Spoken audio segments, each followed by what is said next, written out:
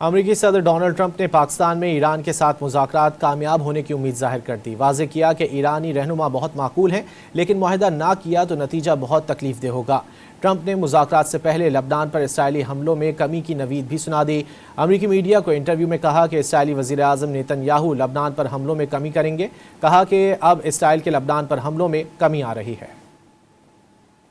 امریکی صدر Donald Trump نے پاکستان میں ایران کے ساتھ مذاکرات کامیاب ہونے کی امید ظاہر کر دی۔ امریکی میڈیا کو انٹرویو میں ٹرمپ نے کہا کہ معاہدہ قریب ہو سکتا ہے اور پیش رفت مثبت سمت میں جا رہی ہے۔ وہ ایران کے ساتھ امن معاہدے کے لیے پر امید ہیں۔ صدر ٹرمپ نے دعویٰ کیا کہ ایران اور امریکہ کے درمیان مذاکرات سے پہلے اسرائیلی وزیر اعظم نیتن یاہو لبنان پر حملوں میں کمی کریں گے۔ کہا کہ اب اسرائیل کے لبنان پر حملوں میں کمی آ رہی ہے۔ ٹرمپ نے معاہدوں کی امید کے ساتھ ساتھ یہ دھمکی بھی دی کہ اگر معاہدہ نہ کیا تو نتیجہ ایران کے لیے بہت تکلیف دہ ہوگا۔ انہوں نے کہا کہ اطلاعات مل رہی ہیں کہ ایرانی فوج، پاسداران انقلاب اور پولیس کے کئی افراد اب لڑنا نہیں چاہتے اور امریکہ سے استثنا کے خواہاں ہیں۔ امریکی صدر نے آبنۂ ہرمز سے گزرنے والے جہازوں سے فیس وصول نہ کرنے کا بھی مطالبہ کر دیا۔ انہوں نے ٹروتھ سوشل پر لکھا کہ ایسی اطلاعات ہیں کہ ایران آبنۂ ہرمز سے گزرنے والے ٹینکر سے فیس وصول کر رہا ہے۔ اگر ایران ایسا کر رہا ہے تو فوراً بند کرے۔ امریکی صدر نے تہران پر تیل کی ترسیل پر وعدوں سے مکرنے کا الزام بھی لگا دیا۔